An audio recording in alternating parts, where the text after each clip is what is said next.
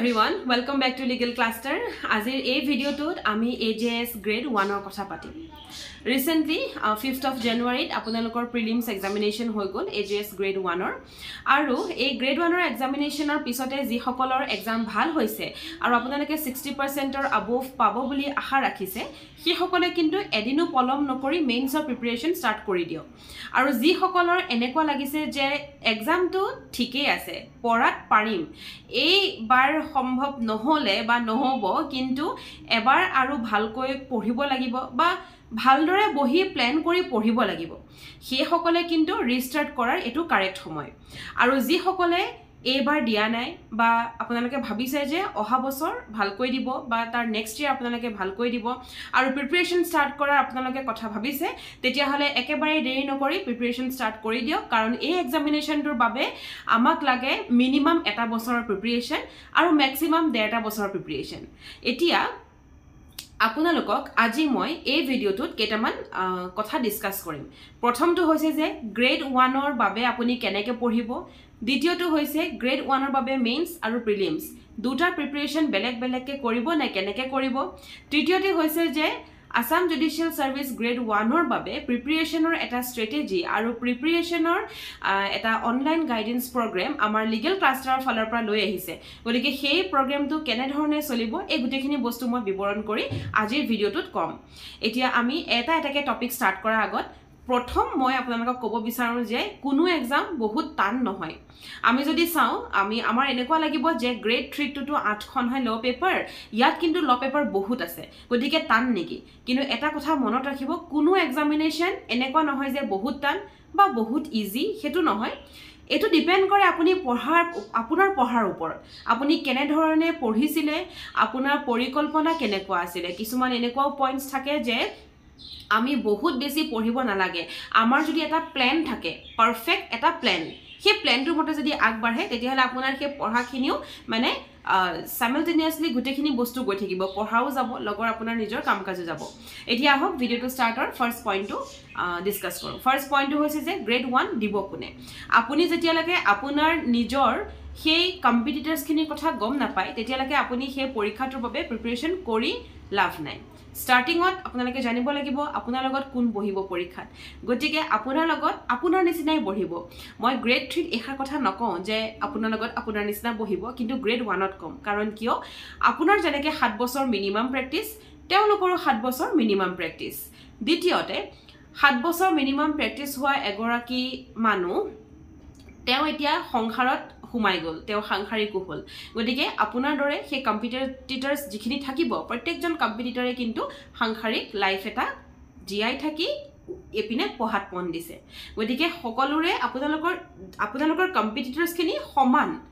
আপোনালোকৰ কম্পিটিটৰ্সত এজৰ কোনো মানে এজৰ এটা খুব কম হে ধৰক ডিফাৰেন্স দেখা যায় আমাৰ গ্ৰেড 3 নিচিনা নহয় গতিকে গ্ৰেড 1ত কমপ্লিটলি আপোনালোকৰ গুটে কম্পিটিটৰ্স খিনি আপোনালোকে সমানে আপুনি যেনেকৈ আজি ধৰক আপোনাৰ পঢ়িবলে সময় নাই কিয় কাৰণ আপোনাৰ ৰাতিপুৱা শুই উঠিয়ে আপোনাৰ ধৰক কোৰ্টলৈ যাব লাগে তাৰপিছত চেম্বাৰ আপোনাৰ তলত 2-3টা জুনিয়ৰ আছে গতিকে আপুনি এজন মেনেজাৰ নিচিনাকে গুটে বস্তুটো মেনেজ কৰি ফুৰিছে তাৰ উপৰিও ঘৰৰ বজাৰ কাজ কৰি ঘৰত ভাতকেটা বনোৱালৈকে আপোনাৰ কাম গতিকে তাৰ পিছত আপোনাৰ ল'ৰা-ছোৱালী পঢ়াব লাগিব হেইটো চালে আমাৰ কেনেকুৱা লাগে যে আমি পঢ়িব নোৱাৰিম কিন্তু কথা এটা কও যে সময় কাৰো নাথাকে সময়টো মোৰো নাই কাৰণ মইওটো ধৰক এনেকুৱা নহয় যে মই লিগেল ক্লাষ্টাৰত মই টিচিং কৰি মোৰ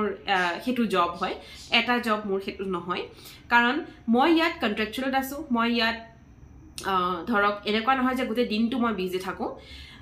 মই নিজে এগৰাকী চাকৰিয়াল মই নিজেও চাকৰিয়াল গতিকে মই google.com ত মই চাকৰি কৰো মই দিনে ৰাতিয়ে মোৰ কোনো সময় নাথাকে একচুয়ালি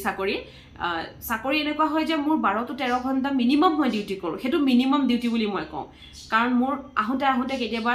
17 ঘণ্টালৈকে মই কাম কৰি পাইছো তাৰ মাজতো কিন্তু সময় উলিয়াই আপোনালোকৰ বাবে সময় উলিয়াই পেলাই পঢ়াইছো সেই যে উলিয়ালো সেই বস্তুটোৱে এতিয়া আপোনালোকে কৰিব লাগিব যে সময় উলিয়াব লাগিব সময় কাৰো নাথাকে সময় আপুনি উলিয়াব লাগিব সো ফাৰ্স্ট পইণ্ট আমি ডিসকাস কৰিলো যে আপোনালোকৰ এক্সামত কোন বহিব দ্বিতীয় পইণ্টটো হৈছে যে লিগেল ক্লাষ্টাৰে আপোনালোকৰ বাবে এখন হেল্পিং হ্যান্ড আগবঢ়াইছে বুলি ক'লে ভুল নহয় আমাৰ লিগেল ক্লাষ্টাৰে অনলাইন গাইডেন্স প্ৰগ্ৰাম ষ্টাৰ্ট কৰি আছে আৰু সেই প্ৰগ্ৰামটোত আপোনালোকক প্ৰিলিমছ মেইনছ আৰু ইণ্টাৰভিউ এই তিনিটাৰ বাবে আপোনালোকক প্ৰিপাৰেচন কৰাব ফৰ গ্ৰেড 1 আৰু গ্ৰেড 1ৰ কেনে ধৰণে পদ্ধতিটো চলে সেইটো বস্তু মই অকনমান কৈ দিও আমি চাও প্ৰথম আহি যায় প্ৰিলিমছত আপোনালোকৰ সবতকে বেছি জোৰ যদি পৰে হেতু হৈছে ল আৰু জিকে লট আমাৰ 20+ পেপাৰ থাকিব লগত জিকে খনৰ আপোনালোকৰ যথেষ্ট কোৱেশ্চনছ আহিব গতিকে প্ৰিলিমছৰ বাবে আপোনালোকক জিকে মেম অলংকিতা মেম আছে তেওঁ আপোনালোকক চাব আৰু ল মই নিজে চাও গতিকে ল আপোনালোকক মই নিজে পঢ়াম দ্বিতীয়তে হৈছে যে ইংলিশ কাৰেন্ট এফেয়াৰ্স আৰু অসমীয়াও প্ৰিলিমছত থাকে aptitude reasoning maths এখিনিও থাকে কিন্তু সেইখিনিও আমাৰ বেলেগ বেলেগ টিচাৰ আছে আমাৰ সিঙ্গল টিচাৰে অকল সিঙ্গল পেপাৰ হে পঢ়ায় সো ইংলিশৰ টিচাৰে ইংলিশ তেনেকে আপোনালোকক চাব অসমীয়া টিচাৰে অসমীয়া চাব আৰু সেইমতে আপোনালোকক প্ৰিপাৰেচন কৰাব নেক্সট আহি গল মেইনছ যেটো বস্তুৱে আপোনালোকৰ অকনমান মানে প্ৰিপাৰেচন লেভেলটোত গধুৰ এটা পাথৰ দলিওৱা নিচিনা বুলিয়ে ক'ব পাৰি গধুৰ এটা পাথৰ দলিয়াব হেতুৱে হৈছে মেইনছত হৈছে আনসাৰ ৰাইটিং এতিয়া মেইনছৰ কথা পাতো মেইনছত থাকিব আপোনালোকৰ 4খন পেপাৰ যেনেকে গ্ৰেড 3 5খন থাকে আপোনালোকৰ থাকিব 4খন প্ৰথম পেপাৰখন আপোনালোকৰ হ'ব ইংলিশ যেতিয়া ইংলিশ আপোনালোকৰ প্ৰিলিমছত কমি আহে তাৰ মানে মেইনছত আপোনালোকৰ এখন ডাঙৰ পেপাৰ হ'ব গতিকে মেইনছৰ পেপাৰখনত কি হ'ব ইংলিশত প্ৰথমতে আপোনালোকৰ এখন এছে দিব এছে বিলাক ম্যাক্সিমাম লিগেল এছে দেখা যায় আৰু পূজা মেমে আপোনালোকক এসিস্ট কৰিব হাউ টু ৰাইট লিগেল এছে আমি প্ৰত্যেক এছে লিখাৰ আমাৰ ষ্টাইল বেলেগ থাকে গতিকে এছে এখন কেনে ধৰণে লিখিব লাগে আৰু এছে লিখা হয়তো আপোনালোকে 10 মাৰ্কৰ বাবে লাষ্ট লিখিছিলে আৰু ক্লাস 10 11 12 তে লিখিছে তাৰ পিছতটো এছে লিখা হোৱা নাই যদিহে আপোনালোকে গ্ৰেড 3 প্ৰিপাৰেচন কৰিছিলে তেতিয়া হল 25 মাৰ্কছৰ বাবে এছে এখন লিখিত জীৱনত পাইছিলে কিন্তু তাৰ পিছতটো এছে লিখা হোৱা নাই গতিকে এছে এখন আপোনালোকক কেনে ধৰণে লিখিব লাগিব হেতু বস্তুটো শিকোৱা হ'বই লগতে আপোনালোকৰ ট্ৰেইনিংটো এনেকে চলিব যে এট এ টাইম যদি আপোনালোকক মই এখন এছে দি দিও মুখতে যেনেকে ধৰক ৰাইট টু ফুড আপুনি লিখক আৰু আপুনি মানে ইনস্ট্যান্ট লিখিব পৰাকৈ আপোনাৰ ব্ৰেইনত প্ৰত্যেকটো সেকশন হুমুৱাকৈ প্ৰত্যেকটো ফ্যাক্টস হুমুৱাকৈ প্লাস এছে এখন কেনেকে লিখে লিগেল এছে হেতু মই বিশেষকৈ ক'ব নোৱাৰিম যেহেতু মই ল পঢ়াও গতিকে পূজা মেমে হেতু বস্তু আপোনালোকক তেনেকে আনি দিব যে এট এ টাইম আপুনি নিজে এছে এখন লিখিব পৰা হৈ যাবগে এতিয়া আহো আমি প্ৰেসি ৰাইটিং ইংলিশত প্ৰেসি ৰাইটিং থাকিব প্ৰেসি নিলিখা বহুত বছৰ হ'ল প্ৰেসি কি অফ কোৰ্স পাহৰিয়ে গৈছে বহুতে গতিকে সেইবোৰ বস্তু আপোনালোকক ভালকে শিকোৱা যাব উইথ গ্ৰামাৰ ভকেবুলাৰি জি আছে সিলেবাছত গুটেখিনি শিকোৱা যাব সেইখিনি হ'ল ইংলিশ পেপাৰ 2 থাকিব ল পেপাৰ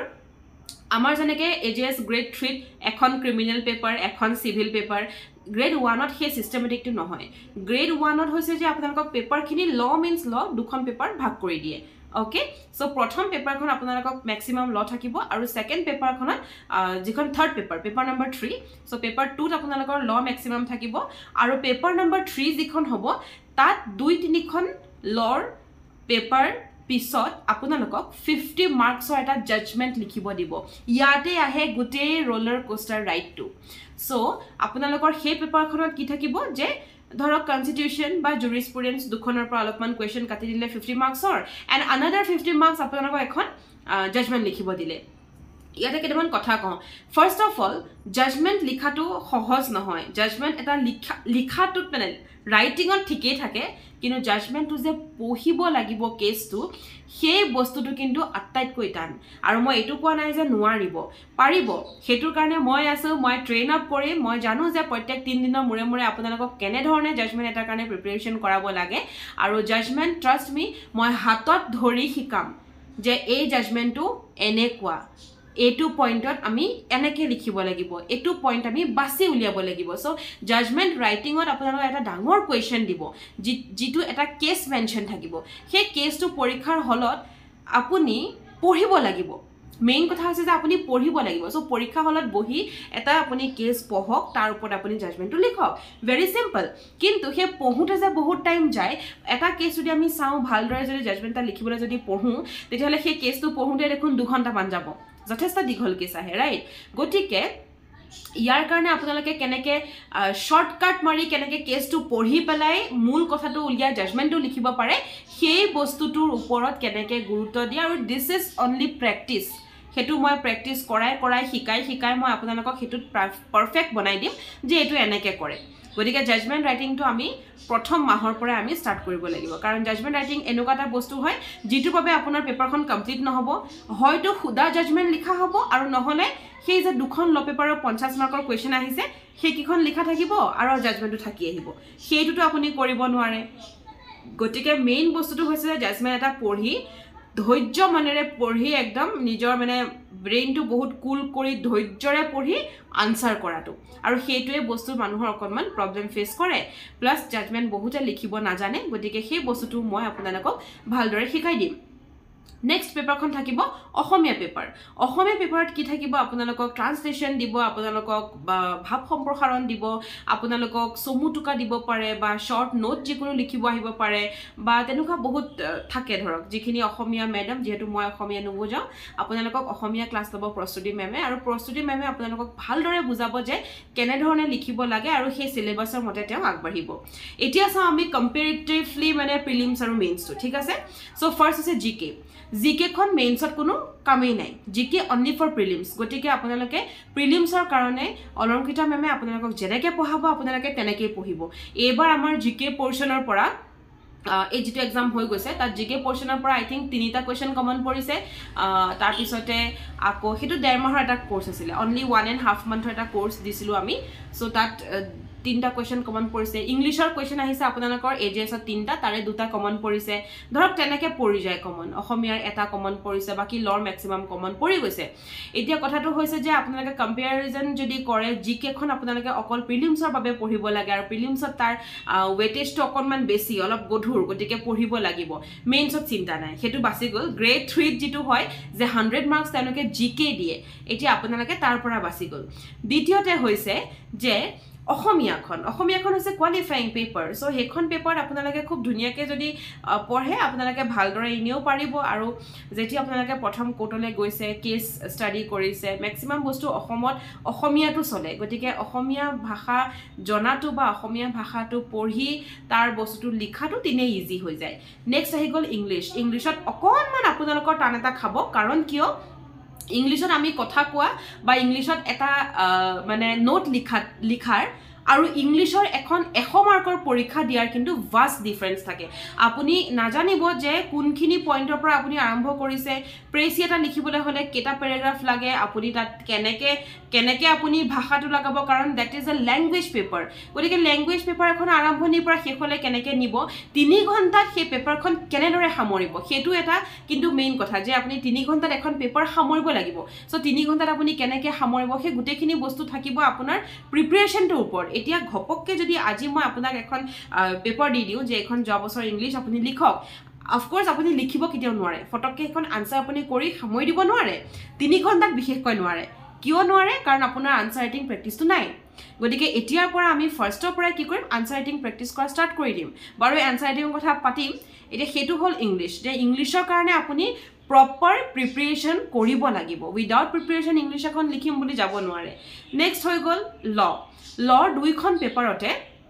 আপোনালোকক মোৰ ফালৰ পৰা সাজেশন এটোৱে থাকিব যে প্ৰত্যেক পেপাৰ আপোনালোকে পঢ়িব লাগিব ভালদৰে তাক আনসাৰ কৰিব জানিব লাগিব এতিয়া যে এটা কোৱেশ্চন ঘপককে খুদি দিয়া যায় যে doctrine of election to define কৰক বা ইলাবৰেট কৰক আপোনাৰ মাথাত পটককে আহিব লাগিব যে that is section 35 of the transfer property act তেনেকে থাকিব লাগিব মাথাত আৰু হেতু কাৰণে আপুনি পঢ়িব লাগিব হেতু কাৰণে আপুনি বুজিব লাগিব আৰু খুব নিজৰ ভাষাত লিখিব লাগিব এতিয়া এটো এক্সামত এনেকুৱা নহয় যে হুবহু আপুনি একদম সেন্টেন্স বহাব যেটো আমি এলএলবিত কৰিছিলো এতিয়া আপুনি এই এক্সামটো 7 বছৰ প্ৰেক্টিস হেতু কাৰণে যে 7 বছৰ প্ৰেক্টিসৰ ফলৰ পৰা আপুনি আপোনাৰ আনসাৰটো শো কৰিব লাগিব that you are giving something okay আৰু সেই বস্তুটো ইম্পৰ্টেন্ট হয় জাজমেন্ট ৰাইটিং মই আগতে কলো যে লিখাতকৈ ইম্পৰ্টেন্ট জাজমেন্ট ৰাইটিং এটা ধৈৰ্য এটা লৈ পঢ়ি থকাটো তাৰ আটাইতকৈ ইম্পৰ্টেন্ট যে প্ৰথমতে যেতিয়া মই আপোনালোকক জাজমেন্ট ৰাইটিং দিম মই 2 ঘণ্টা দিম 2 ঘণ্টা ধৰি পঢ়ক আৰু মোক কওক ওকে লাহে লাহে মই হেতু 1 ঘণ্টা কৰিম লাহে লাহে মই হেতু আধা ঘণ্টা কৰিম লাহে লাহে মই হেতু 20 মিনিট কৰিম তা মানে আপোনালোকে ইমানে পাৰগত হ'ব লাগিব যে কোৱেশ্চন পেপাৰত পৰীক্ষাৰ হলত 20 মিনিটত আপোনালোকে জাজমেন্টটো পঢ়ি ৰেডি হ'ব লাগিব যে এগিটা ফেক্ট এগিটা কথা আৰু এতিয়া জাজমেন্টটো লিখো কাৰণ 20 মিনিট যদি কোৱেশ্চনটো পঢ়ুতেই যায় তো আনসাৰ লিখিবলটো আৰু আধা ঘণ্টা লাগিব জাজমেন্ট লিখোতে সময় লাগে বহুত হয়নে নহয় গতিকে সেই এতিয়া 1 ঘণ্টা যদি জাজমেন্টতে গুছি যায় তেতিয়া হলে আনাদাৰ 2 ঘণ্টা আপোনাৰ ওচৰত থাকিলে সেই কাৰণে আপুনি খুব ফাস্ট হ'ব লাগিব টাইম এনেকৈ মেইনটেইন কৰিব লাগিব যে আপোনাৰ আনসাৰ থাকি নাহে আৰু এতিয়া আহো যে লিগেল ক্লাষ্টাৰ ফলৰ পৰা আপোনালোকক কেনে ধৰণে পঢ়ুৱা হ'ব আমি এটা মানে পৰিকল্পনা লৈছো যে যি আমাৰ পুৰণা ষ্টুডেন্টস সেই পুৰণা ষ্টুডেন্টস খিনি আমাৰ ক্লাसेस এবাৰ সমাহলে কৰিম আৰু যিখিনি নতুনকৈ এডমিশন লব তেওঁলোকক আমি 1 বছৰ 3 মাহৰ এটা কোৰ্স দিম 1 বছৰ 3 মাহৰ লৈকে যদি আপোনালোকৰ এক্সামিনেশন নহয় তেতিয়া হলেতো আপোনালোকৰ প্ৰিপাৰেচন তগৰা চলিব আৰু আমি ৰিভিজন মাৰি দিম 1 বছৰ 3 মাহৰ পিছত বা 1.5 বছৰ পিছত আমি ৰিভিজন মৰা ষ্টাৰ্ট কৰি দিম আৰু যদি আপোনালোকৰ এক্সাম হৈ যায় ধৰক এক্সাম্পল হিচাপে অহা বছৰ জানুৱাৰীত পৰীক্ষা হৈ গৈছে আমাৰ 1 বছৰ 3 মাহ কোৰ্স আছে গতিকে আমাৰ কমপ্লিট কেতিয়াও নহয় বিশেষকৈ ল কমপ্লিট নহয়গে কাৰণ বহুত পেপাৰ আছে গতিকে তেতিয়া কি হ'ব সেই বস্তুটো তাৰমানে মই আপোনাক এটা এতিয়াই ক্লিয়াৰ কৰি দিও যে এটা আপুনি ট্ৰায়াল হিচাপে লওক মই 1 বছৰ 3 মাহ অন্তত দিছো তাৰমানে অহা বছৰৰ মাৰ্চ মানৰ পৰা যদি এক্সাম এটা মানে হয় মাৰ্চৰ পিছত বা মাৰ্চত তেতিয়া মই হেতু আপোনালোকক ক্লিয়াৰ কৰি দিব পাৰিম কিন্তু এই বছৰতে যদি আকৌ এবাৰ হয় বা অহা বছৰৰ জানুৱাৰী ফেব্ৰুৱাৰীতে হৈ যায় তেতিয়া হলে হেতু বস্তু কিন্তু মোৰ ফলৰ পৰা হয়তো আপোনালোকৰ এখন বা দুখন পেপাৰ থাকি যাবগে